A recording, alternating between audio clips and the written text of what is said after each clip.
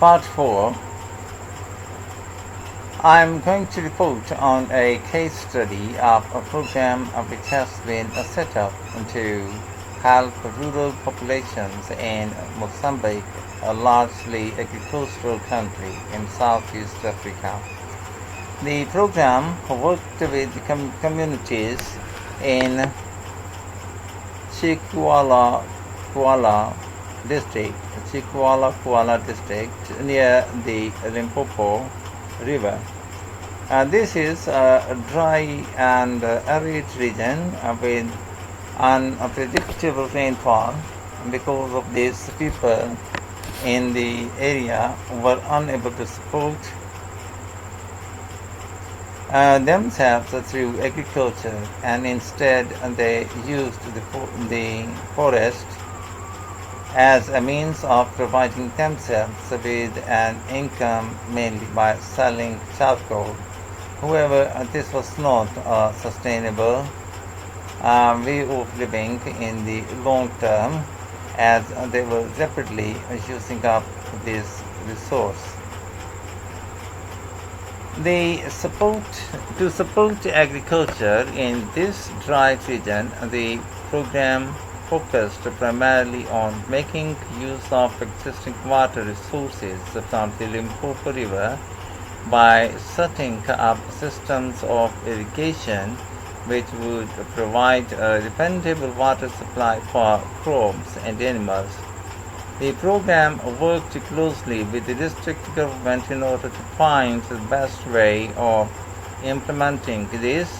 The region already had one farmers association, and it was decided to set up two more of these. These associations planned and carried out activities including water management, livestock breeding and agriculture, and it was notable that in Terra, women formed the majority of the workforce. It was decided that in order to keep the crops safe from animals, both wild and domestic, special areas should be fenced off, where the crops could be grown. The community was responsible for creating these fences, but the program provided the necessary wire for making them. Once the area had been fenced off, it could be cultivated. The land was dug so that vegetables and cereals appropriate unto the climate could be grown, and the program provided the necessary seeds for this.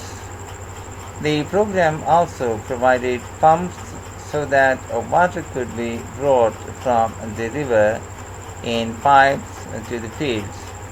However, the labor was all provided by local people, and they also provided and put up the posts that supported the fences around the fields. Once the program had been set up, its development was monitored carefully. The farmers were able to grow enough produce not just for their own needs but also to sell. However, getting the produce to places where it could be marketed was sometimes the problem, as the farmers did not have access to transport, and this resulted in large amounts of produce, especially vegetables, being spoiled. This problem was discussed with the farmers' associations, and it was decided that in order to prevent food from being spoiled, the farmers needed to learn techniques for its preservation.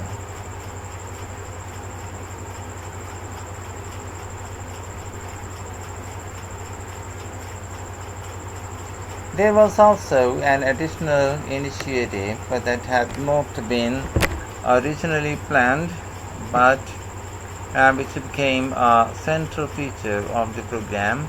This was when farmers started to dig holes for tanks. in the fenced-off areas and to fill these with water and use them for breeding fish.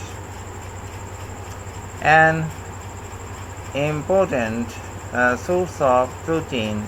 After a time, another suggestion was made by local people, which hadn't been part of the government's original proposal, but which was also adopted later on. They decided to try setting up colonies of bees which would provide honey both for their own consumption and to sell. So, what lessons can be learned from this program? First of all, it tells us that in dry arid regions, if there is access to a reliable source of water, there is a great potential for the development of agriculture. In Kuala, and there was a marked improvement in agriculture production, which improved food security and benefited local people by providing them with both food and income. However, it's important to set realistic timelines for each phase of the program, especially for its design, as mistakes made at this stage may be hard to correct later on. The program demonstrates that sustainable development is possible in areas where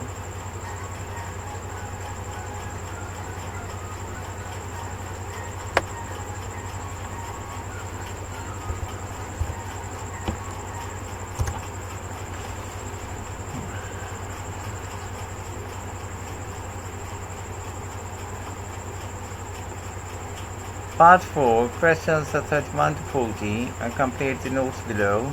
Write one word only for each answer. Agricultural program in Mozambique. How the program was organized. It focused on a dry and arid region in Kuala district near the Limpopo River. People dependent on the forest to provide charcoal as a source of income. Irrigation was seen as the main priority to ensure the supply of water.